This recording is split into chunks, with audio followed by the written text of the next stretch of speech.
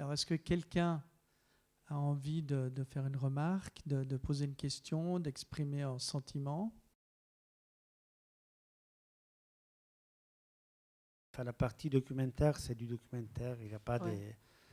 il n'y a aucune mise en scène. On avait essayé d'ailleurs de faire quelqu'un des voix de l'animation avec les voix originaires, mais ça n'a pas marché pour des problèmes de logistique à Gaza.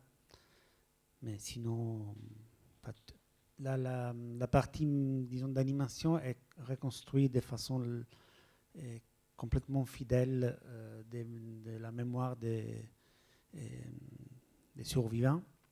Et la partie documentaire est documentaire dans le sens qu'il est filmé sur place dans les moments euh, juste après la guerre, la partie de 2009, et après un an plus tard, en 2010. Je suis allé là-bas pour faire autre chose en fait, pour faire un blog documentaire qui après est sorti sous forme de film, qui s'appelait Plomb durci. Et en fait, je suis rentré à Gaza pendant la guerre et je faisais des courts-métrages que je mettais en ligne tous les jours. Je montais, je filmais, je montais et je cherchais de mettre, de faire des choses jour par jour.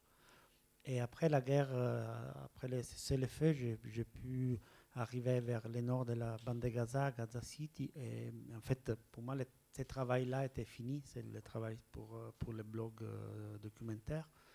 Et j'ai connu cette famille, j'ai connu cette histoire. Et donc, j'ai continué à filmer. Mais j'ai filmé, je savais que je ne pouvais pas continuer à faire le même travail que j'avais déjà fait avec cette histoire parce que c'était trop compliqué, trop difficile à raconter. Donc j'ai cherché de filmer d'abord beaucoup d'interviews. Après, c'est filmé d'abord en 2009 sur un mois et après sur des mois, un peu plus, en 2010. Parce qu'après, je suis rentré chez moi avec la matière, une trentaine d'heures de RH que j'avais filmé en 2009. Et on a essayé de voir qu'est-ce que ça donnait cette matière. Et on s'est dit qu'il fallait, enfin, que l'histoire qu'on voulait raconter devait partir de beaucoup plus loin. Et en même temps, pour comprendre ça, ça nous a pris un an. Et à ce moment-là, ils nous ont, Farage, celui qui allait se marier, il m'a appelé pour dire ah, il y a le mariage, pourquoi tu ne viens pas à nouveau? Et donc je suis reparti à Gaza et j'ai fait tous les tournages de 2000, de l'époque du mariage. Et, et là encore, j'ai commencé à sentir qu'il fallait quelque chose au-delà de l'image documentaire que je voulais. Enfin, je savais exactement ce que je voulais raconter, c'est-à-dire l'histoire, mais je ne savais pas comment. Et progressivement, avec l'idée de l'animation, euh, j'ai cherché de comprendre comment j'aurais pu raconter l'histoire telle que je la voulais raconter, donc surtout l'histoire de cet endroit avant la guerre, des parents qui n'étaient plus là, des relations entre les différents individus dans les quartiers avant la guerre. Donc bon, on a décidé de faire ça et après, il nous a fallu quand même des années pour réussir d'abord à financer et après à réaliser la partie animation. Mais toute la partie documentaire, par contre, était filmée à l'époque.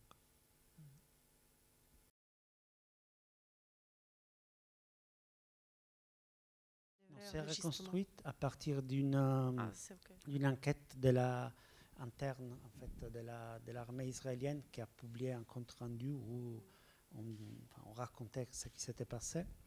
Et après, j'ai reconstruit les mots par mots, je les reconstruis avec une amie israélienne qui est là, elle est documentariste, mais avant, elle a fait son service militaire justement dans l'unité qui s'occupait des drones et des analyses des images des drones. Donc, en fait, on a été au plus près de la réalité, même si on n'avait pas les dialogues exacts. Mais les contenus des dialogues, ça, c'était connu, c'était publié. Donc, je n'ai, même dans cela, je n'ai pas dû inventer. Donc, je voulais absolument trouver une manière de mettre, de de raconter ça, parce que c'était c'était la seule manière de comprendre pourquoi, s'il y avait une raison, quelle était la raison du massacre, et en même temps de voir que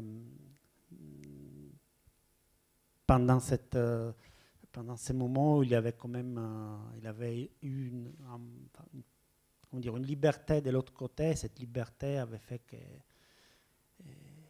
quelqu'un avait refusé de tirer, et donc les mêmes qui avaient tué 29 personnes, il en avait sauvé aussi, probablement une centaine à la fin.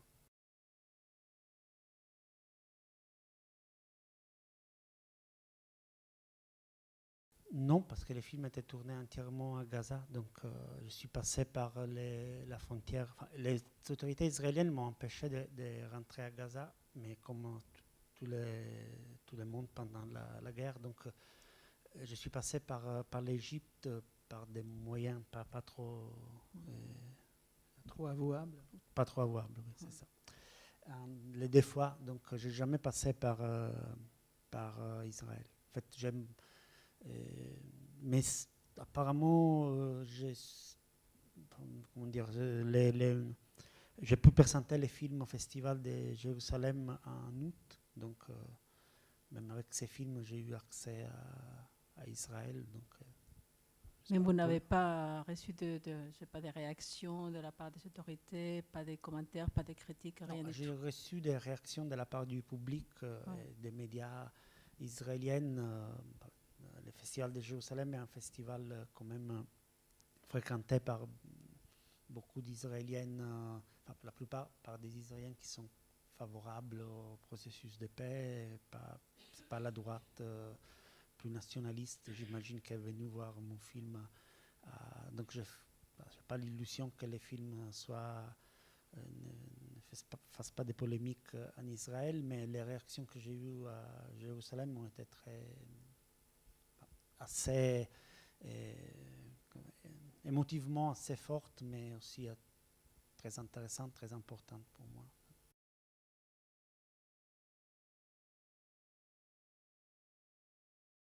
L'animation, c'était justement parce que c'était la seule manière de pouvoir anticiper le temps du film jusqu'au passé, faire devenir protagoniste du film ce qui n'était plus là. Et après l'animation, j'aime pas trop l'animation 3D. Si je l'aime dans un contexte où ça ne se mélange pas avec les documentaires, parce qu'il me faut un effort. Je pense qu'il faut un effort au début d'éloignement de la réalité pour pouvoir rentrer complètement dans un univers d'animation moins réaliste, avec la matière qui est plus artificielle, comme celui produit avec des ordinateurs.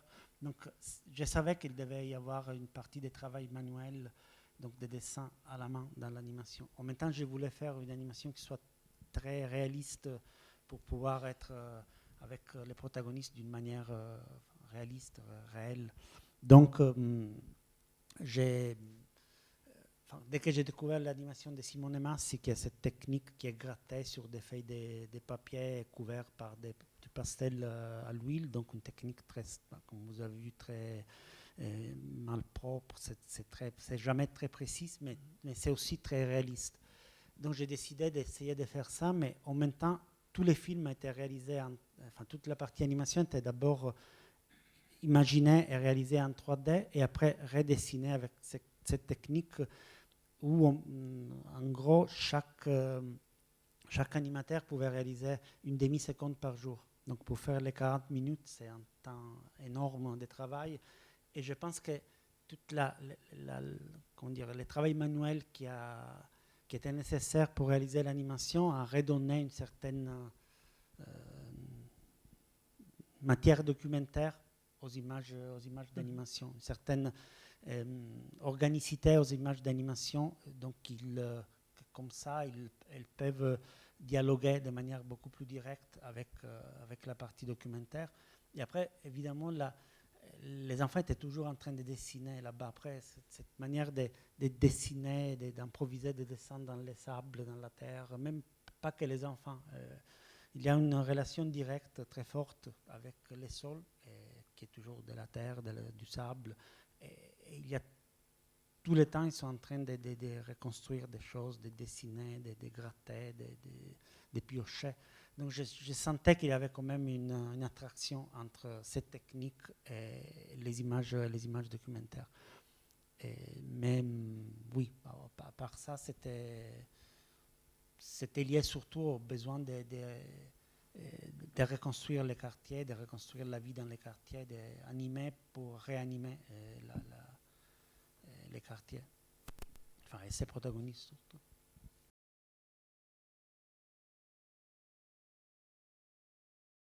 Oui, mais on a travaillé beaucoup au moment où on aurait dû commencer le montage. En fait, on a commencé à regarder, à visionner de manière très intensive tous les rushs prémontés, déjà sous-titrés, donc des dizaines d'heures de rushs sous-titrés, et même très prémontés parfois, avec Léa Amicius, qui a travaillé avec moi sur les scénarios du film, et on s'est dit, qu'est-ce qu'on pourrait reconstruire à l'animation de toutes les histoires qui nous racontent, parce que la plupart des histoires, toutes les histoires qu'on raconte, qu'on a mis on a reconstruit en animation, sont des histoires qui nous ont racontées pendant des longs témoignages les survivants.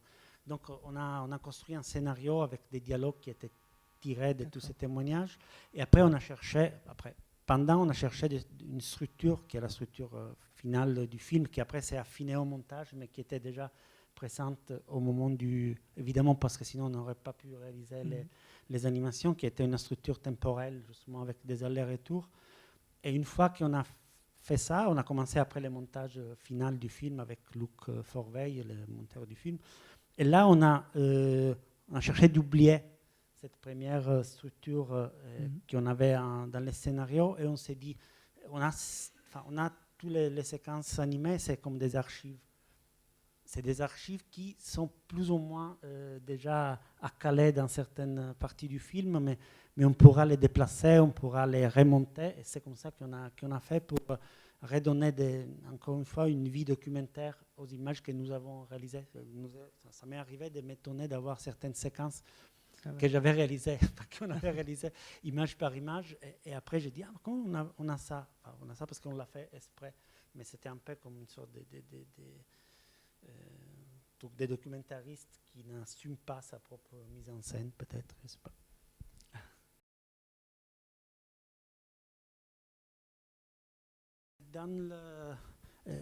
Justement, c'était une des raisons pour lesquelles j'ai réalisé les films, c'était voir, pour lesquelles je réalisais les films comme ça, c'était que moi, je savais pas, je ne m'attendais pas à ça. J'ai pu voir ça en 2009, me rendre compte de ça. Et pour moi, c'était évident. C'était une des choses qui me marquait le plus. Voir comment, en fait, au-delà de la tragédie qui s'était abattue sur cette famille de l'extérieur, ils devaient tous les jours chercher de trouver des échappatoires pour reconstruire, mais ne pas céder à cette sorte de chantage qu'il y a à tout moment si on habite à Gaza avec le pouvoir du Hamas, le pouvoir du djihad islamique, le fait que si on se déclare partie d'une organisation, on a plus d'argent et on peut reconstruire parce qu'ils sont payés par martyrs, tombe martyrs combattants. Donc tout ça, c'était évident, et pour moi, c'était la chose plus intéressante politiquement de toute l'histoire. Mais quand j'ai monté tout simplement les images que j'avais, les images documentaires, personne ne voyait ça. C'est-à-dire c'était les films construits les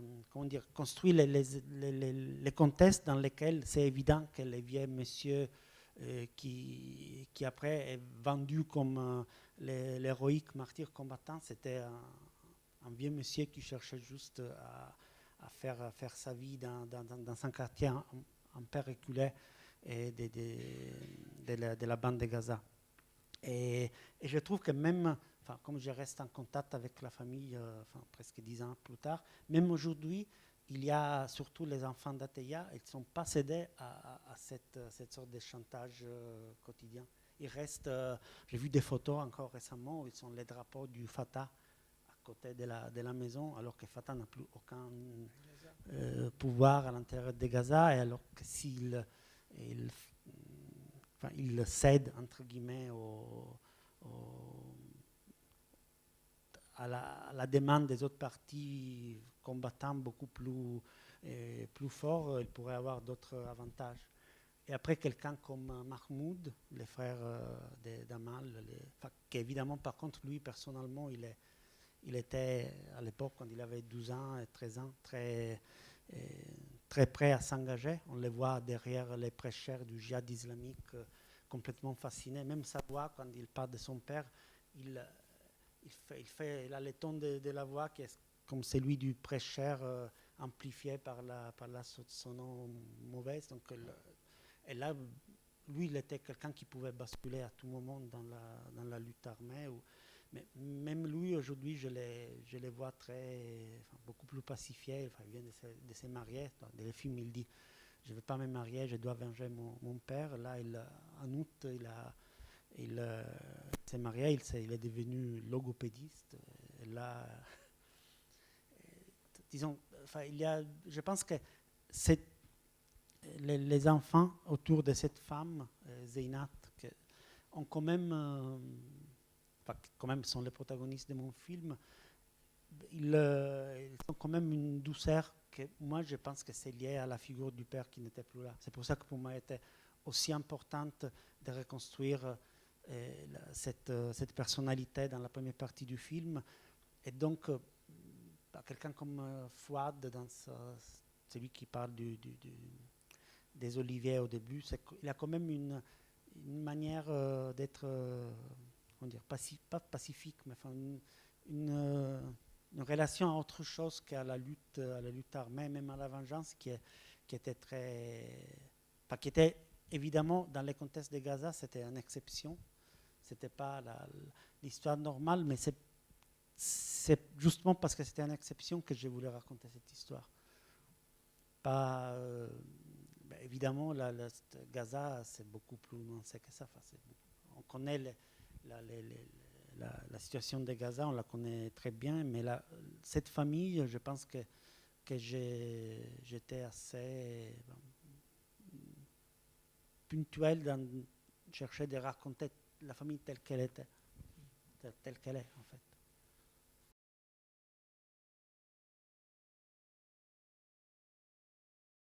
Amal, elle va bien physiquement, c'est déjà une bonne nouvelle parce qu'ils ont essayé de voir s'ils pouvaient l'opérer. Déjà quand elle est partie hors Gaza, et aussi des autres chirurgiens qui l'ont visité à Gaza, des Norvégiens qui l'ont visité à Gaza, ont estimé que c'est trop dangereux de les fragments des bombes. Donc, ils avaient peur que si elle devenait, avec la croissance, une fois devenue, jusqu'au moment, là, elle a 19 ans, jusqu'à ce moment, il ne savait pas comment aurait évolué son cerveau, même la dimension physique. Et là, ça va, elle a 19 ans, elle va bien, elle a toujours des maux de tête, mais la situation s'est améliorée plutôt que s'empirer. Elle est fiancée, elle va se marier dans un mois et demi, fin octobre. Elle a étudié le journalisme à Gaza, c'est pas la meilleure faculté de journalisme au monde, mais quand même elle a étudié. Pour une femme à Gaza, c'est pas toujours le cas, et donc oui, elle grâce aussi à Messenger, qui maintenant il a les traductions automatiques de l'arabe à l'anglais. Enfin, on se parle presque tous les jours. Elle est quelqu'un de vraiment. À l'époque, on ne parlait pas beaucoup parce qu'elle ne parlait pas beaucoup, parce que dans notre relation, c'était là qu'on montre dans les films, mais aujourd'hui, on se parle beaucoup plus. J'espère qu'une fois mariée, ça sera aussi facile de communiquer. Et Mahmoud vient de se marier. Les deux, je voudrais chercher de les faire venir en Europe, même pour une période un peu courte, mais c'était une des choses que je suis en train cherchais de faire, même si c'est assez compliqué pour avoir même des visas de quelques mois, mais peut-être avec les films, on va y arriver. Et les autres frères, évidemment, sont tous mariés. Faraj a 4 enfants déjà. Et Fouad en a 2. Et ses frères aussi. Enfin, il y a une quinzaine de Samounis, même dans la famille restreinte, qui sont nés depuis le moment du tournage du film. Tout le monde s'appelle Latey, évidemment. Enfin, tous les enfants aînés s'appellent Latey, donc tous les Samounis s'appellent Abou Atey. Et on ne peut plus les distinguer. Donc, Abou Atey, tous les frères s'appellent Abou Atey maintenant. Mais ça, c'est... Quand je les ai rencontrés, il y en avait qui étaient partis vivre en ville, ils sont presque en ville, mais quelques kilomètres plus au nord, dans les centres-villes. Et là, il y en a qui sont revenus. Et j'ai vu des photos plus récentes du quartier, et c'est beaucoup plus vert. Ce n'est pas encore celui qui était avant, que j'ai pu voir dans les vidéos de mariage avant la guerre, mais heureusement, ils ne l'ont pas bombardé dans les dernières guerres, parce qu'après cette guerre-là, il y en a eu au moins 2, plus des événements plus petits. Donc, oui. Mais la situation économique de la famille est toujours désastreuse, en fait. Parce qu'au début, c'était les symboles, c'était devenu un peu une famille symbole du martyr, de la bande de Gaza, toute cette rhétorique. À la fois dans les pays arabes, sur Al Jazeera, il y avait eu beaucoup de films, pas des films, des reportages au tout début. Et donc, ils avaient cru quand même s'en sortir un peu mieux. Maintenant, Faraj travaille toujours dans la ferme à poulet. Il gagne $200 par mois. Donc, en Gaza, il n'y a pas vraiment le problème de la survie quotidien parce qu'il y a beaucoup de nourriture donnée par les Nations Unies, mais ils n'ont aucune possibilité de faire chaque chose qui va au-delà de la survie du quotidien est compliquée, et impossible même.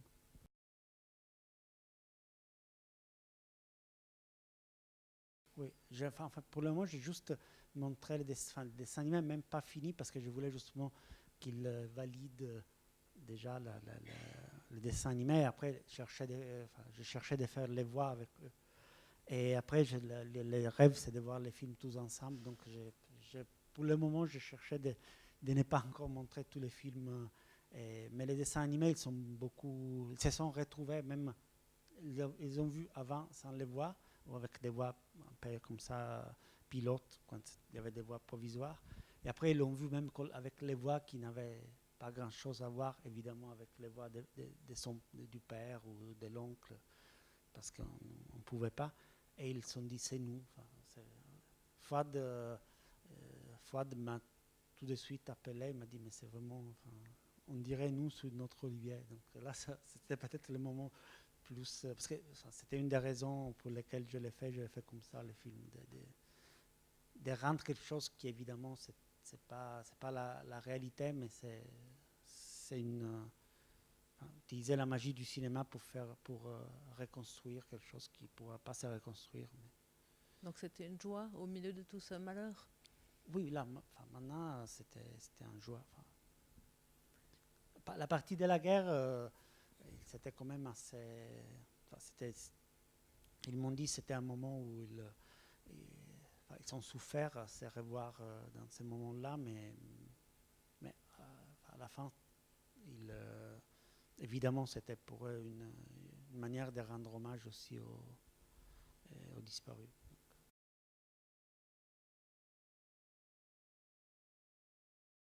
Ils prenaient les planches de la palissade pour le feu, pour allumer le feu. Oh. Ça, c'est une chose qui m'avait raconté les Samounis sur place et qui après est confirmée de l'autre côté dans l'enquête, dans les résultats de l'enquête israélienne. Donc,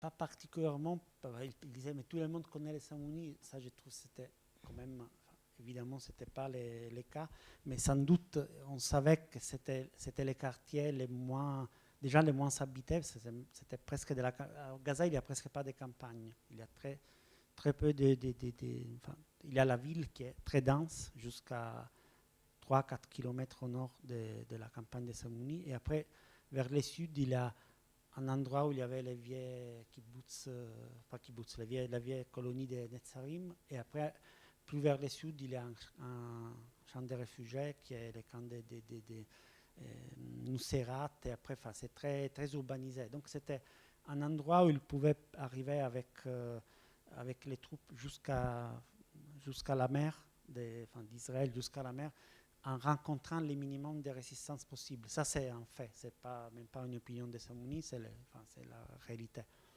Donc, ils sont évidemment étudiés où ils pouvaient passer avec le moins de dangers possible, parce que le but de la guerre de 2009, ce n'était pas arriver à des résultats militaires forts, comme c'était le cas en 2014. C'était de faire, c'est plutôt symbolique.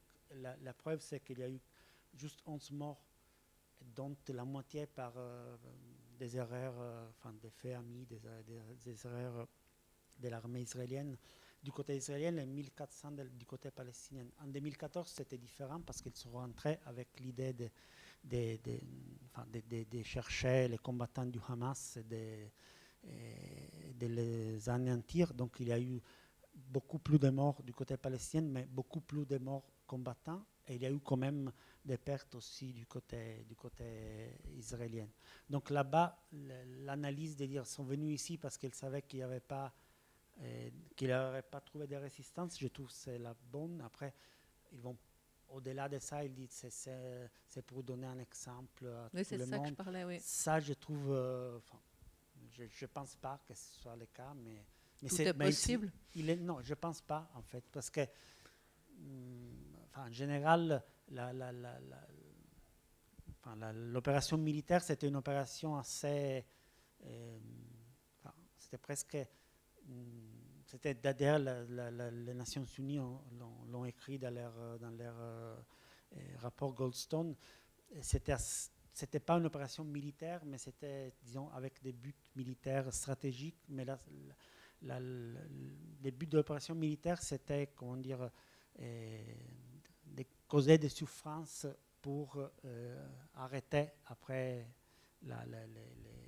les actions militaires, le lancement des roquettes de la part du Hamas vers Israël. Donc, évidemment, c'était beaucoup plus large que ça. C'était pas, on vise les Samouni comme ça, les gens ils partent pour aller où après. Mais là, il y avait, à ce moment, il y avait cette sorte de folie de dire ils vont nous faire peur, comme ça on part en Égypte. Mais la frontière avec l'Égypte n'a jamais été ouverte, et surtout l'Égypte ne voulait pas des immigrés gazaouis. Donc c'était un peu une sorte d'obsession qui c'était très répandu pendant la guerre de 2009, mais je pense que ce n'était pas le cas. Par rapport à d'autres choses, je pense que ces films, je n'étais pas toujours à l'aise. Donc, après, j'ai tourné avant mon film Tahrir, qui est sorti il y a quelques années, où je trouve que j'ai fait beaucoup mieux. Mais donc, du coup, on m'a dit, mais toi, comme les gens disent, Tahrir est sorti en 2012, c'est là, mais pourquoi toi, tu as tourné mieux avant? Non, ça c'était tourné en 2009. Mais quand même, oui, bon, merci pour... par rapport au son, c'était catastrophique, et j'ai un monteur son qui est un génie, et on nous a coûté presque autant que l'animation, le montage son, juste pour rendre audible les choses que j'avais tournées avec mon son toujours pourri caméra. Non. Oui, c'était... Oui. J'ai placé parfois des micros, des enregistreurs stéréo. Quand je pouvais, j'avais toujours un son caméra correct, pour ainsi dire. Et après, maintenant, c'était vraiment du travail de montage son et des nettoyages du son et des reconstructions. C'était énorme, surtout parce que du moment qu'on travaillait sur l'animation, et donc les sons c'était complètement artificiel, on avait le paradoxe que les sons artificiels c'était meilleur que les sons, enfin c'était plus grand que les sons réels, et donc on a dû trouver, enfin on a dû pourrir entre guillemets les sons de l'animation et rendre les plus propres et surtout les plus présentes possibles les sons du réel, qui sinon avaient l'air comme, enfin, on rentrait dans le réel et tout s'essoufflait dans les micros mono tristes. Mais avec Jean Malek, qui est le monteur son de tous mes films, on a fait vraiment un travail que je trouve, enfin, il a fait un travail que je trouve incroyable. De quoi? Non, des images. C'est de l'image en elle-même, je ne suis pas totalement content. D'ailleurs, je ne sais pas si c'était Screen, je ne sais pas quel journal à Cannes qui avait dit le film est super, mais l'image, pas tellement. Enfin,